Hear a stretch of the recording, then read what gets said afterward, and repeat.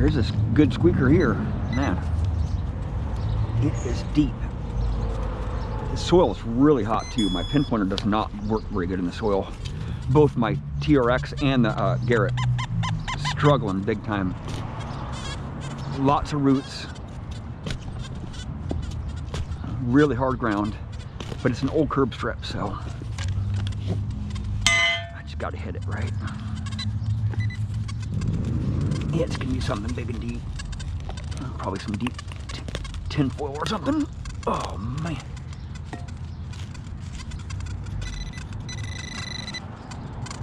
What the heck is that? It's a freaking sprinkler head, man.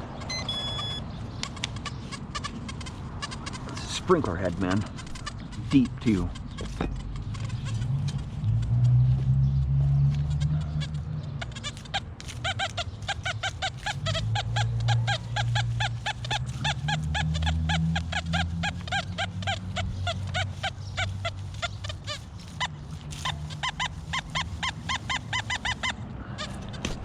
I gotta dig it with my shovel because my hand digger, it just takes me so much effort to dig with my hand digger here, man. These roots are just horrible. But that's what I gotta deal with sometimes, right? Oh man. Oh dude. This is some harsh ground too. This soil is super hot here.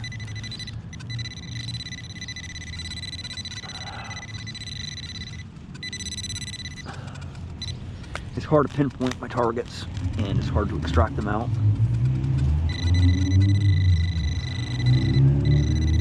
I'm right to it. Could be something epic, so I'm just gonna go easy with it.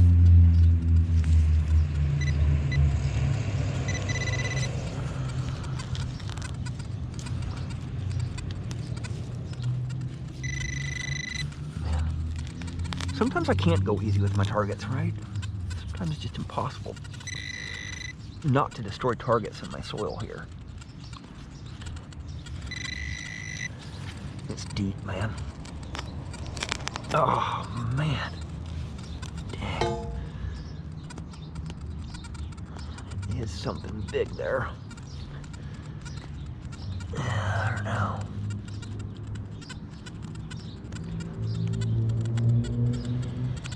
Is it a can? I don't know. Pry it out there a little bit. And some can slaw. Some deep can slaw. Right there. Some more in there too. There's a lot more where that came from.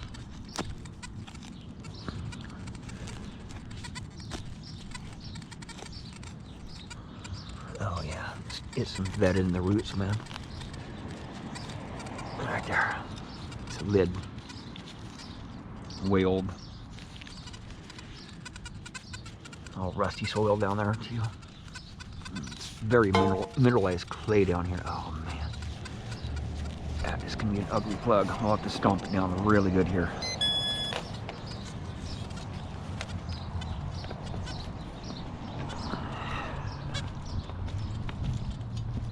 There we go.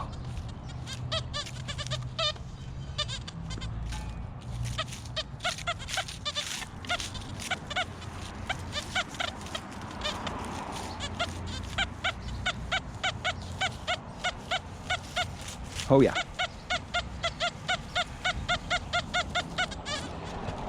Oh, it's soft here. Yeah. Bring it on. Bring it on. Bring it on. Right there. Right there on the plug.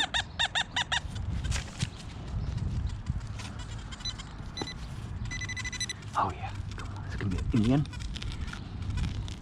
I haven't had an Indian in a while, so. Come on, baby. What's it gonna be? Right there. Some junk.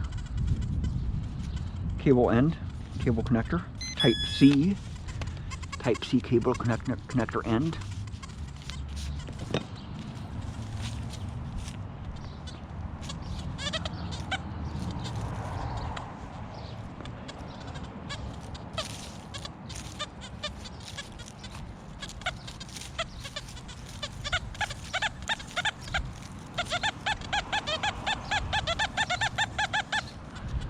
Oh, it's soft here, yes, man. I haven't had soft soil all day long. I'm just digging in roots, man. Digging in the harsh soil here. It's hot ground, man.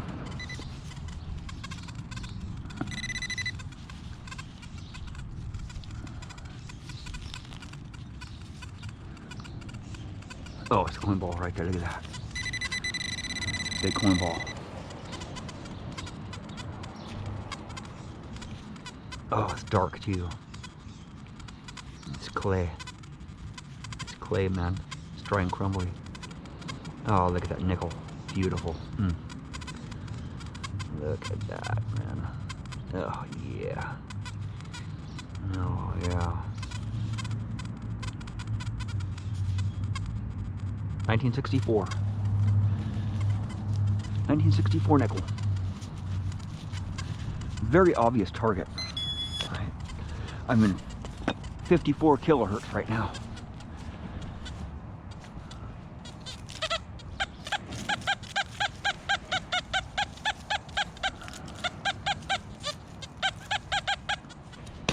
Yeah, it's soft, man. I love it. I just stomp that plug down a little bit there. There we go.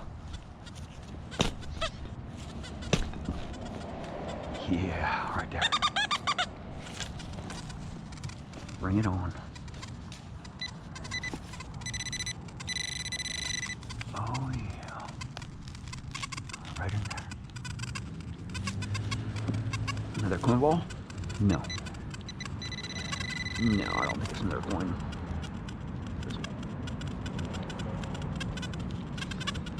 There's a foil right there.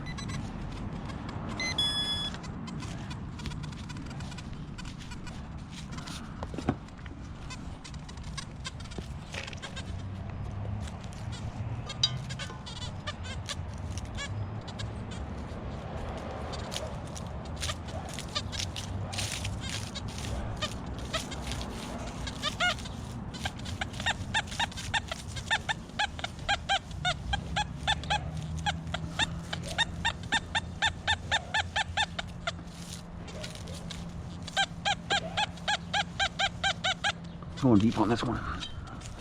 Kind of sounds down there a little ways. Oh, come on. Oh, I'm getting some roots here from that tree right there. There we go. Some brick. That's a good thing. It's in here.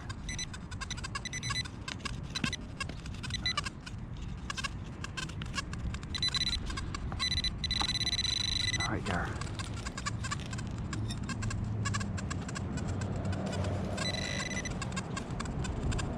A bit more, some junk there.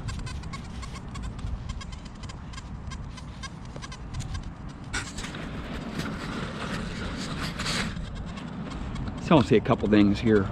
You know, I've had a lot of comments, you know, people comment on my channel on some of my test videos, and they say, oh, my detector will hit that, and I've said, you know, probably not. You know, if my detector won't hit it, this soil's pretty harsh that I live in. You know, the clay is really red, a lot of minerals in it, and I dig in a lot of places that have a lot of iron. And you know, one of the comments the other day said, why don't you break out a real machine, break out the MXT, make some videos with the MXT. You know, the MXT served its purpose for me for many years, and you know, there's just no comparison to these newer machines, man. Sure, you know, if you like the MXT compared to the newer machines, you're living back in the 80s, man. I hate to say, but these new machines, man, I cannot swing those older machines this fast and get this many targets out, right? And I dealt with that for many years, man, having to swing really slow and not being able to pinpoint the targets really that good. And you can't swing those machines fast.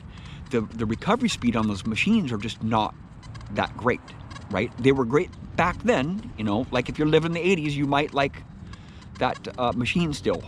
But get a new machine, man. Try a new machine out. You know, that's what I do. I try new machines and see which one's going to work best for those situations and conditions, right?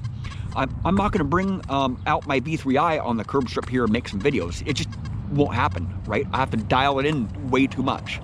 With the Deus, I've been learning this machine, so I've been pushing a lot of buttons and seeing what modes I'm going to be able to run in. And I've been smacking a lot of coins today in this curb strip. I got it dialed in for the curb strips, this coil here, and the X35 9-inch coil.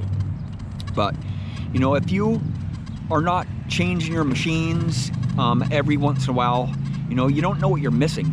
You know, when I ran the MX Sport for a lot of years, and the MXT and the V3i, all the Whites machines, you know, I thought I had great machines, and they were great machines back then.